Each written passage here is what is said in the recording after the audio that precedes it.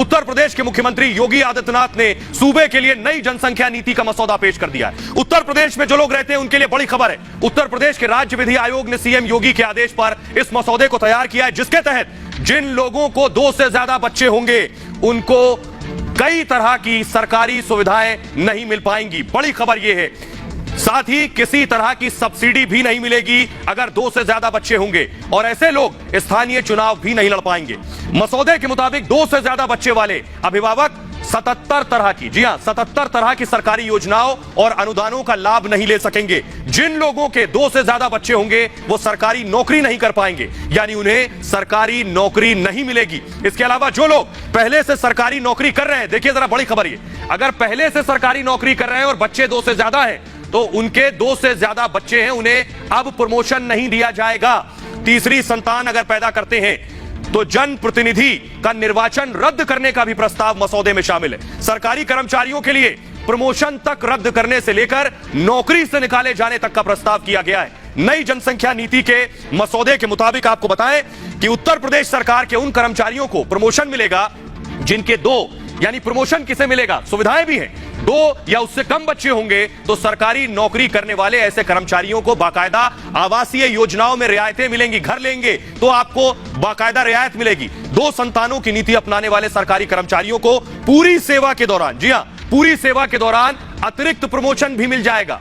2 बच्चे पैदा करने वाले ऐसे लोग जो सरकारी नौकरी में नहीं है उन्हें भी कई तरह की छूट दी जाएगी। छूट में क्या क्या शुमार है देखिए जरा, अगर आपके 2 से ज्यादा बच्चे नहीं है तो आपको हाउस टैक्स में छूट मिलेगी, आपको होम लोन में छूट मिलेगी। योगी आदित्यनाथ सरकार ने ये बड़ा एक्शन है योगी का जनसंख्या नीति के जरिए, क्या क्या फायदे मिलने वाले हैं। तो सवाल ये है, आपको बताने जा रहे हैं कि आखिर इसकी जरूरत क्यों पड़ी। जल्दी से आपको दिखाते हैं आखिर उत्तर प्रदेश में जनसंख्या नीति की जरूरत क्यों आन पड़ी है। देखिए जरा जल्दी से ग्राफिक दिखाएंगे।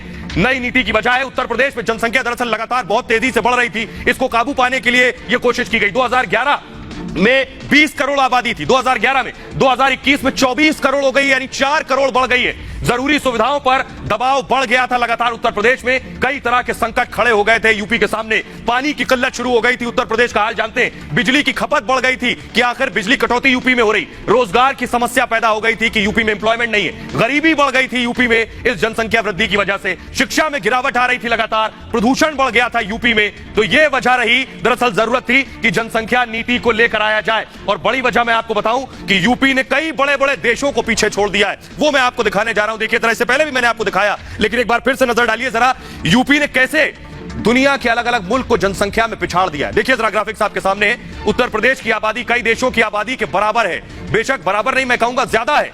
आप हैरान हो सकते हैं लेकिन ये एक सच्चाई है। देखिए जरा, उत्तर प्रदेश में 24 करोड़, उत्तर प्रदेश की आबादी आपके सामने देखिए जरा, 24 करोड़ यूपी में है। एक मुल्क पाकिस्तान, पड़ोसी मुल्क है, दूर जाने की जरूरत नहीं है, पाकिस्तान की आबादी भी यूपी से कम है। अगला देश लेकर आइए, 23 करोड़ पाकिस्तान की आबादी है। बांग्लादेश 16 करोड़, यानी उत्तर प्रदेश से कम आबादी बांग्लादेश की है, पड़ोसी मुल्क है। बांग्लादेश में 16 करोड़ आबादी है। तीसरा देश देखिए, ब्राजील की आबादी 22 करोड़ है, 22 करोड़, 24 करोड़ यूपी में, यानी ब्राजील से भी आगे है उत्तर प्रदेश। आपको सीधी और सरल भाषा में समझाते हैं, इससे फायदा क्या होगा। आपकी कितनी तनख्वाह है, 30,000, 40,000। देखिए क्या होता है, दरअसल आपको बताने जा रहे हैं, ये जान लीजिए कि यूपी में आबादी विस्फोट को रोकने के लिए नई नीति लाई जा रही है। उसमें क्या क्या है ये भी हम आपको बता दिया है, लेकिन अगर ये नई नीति आती है तो इससे फायदा क्या होगा यह समझना जरूरी है। इसे समझाने के लिए आपको एक उदाहरण हम दे रहे हैं, जरा इसे समझिए।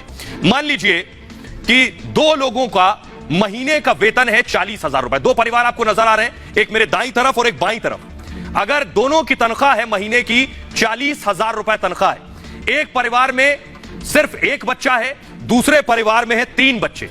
अब जरा सोचिए दोनों परिवारों में कितना फर्क आ जाता है केवल बच्चों के आधार पर। जिस परिवार में 1 बच्चा है वो उस बच्चे को अच्छा खाना दे पाएंगे अगर 40,000 तनख्वाह है, बनिस्बत मुकाबले जिस परिवार में 3 बच्चे, उनको 40,000 में 3 बच्चों का पेट भरना होगा। लाजमी है कहीं ना कहीं खाने में कुछ ना कुछ कमी रह जाएगी।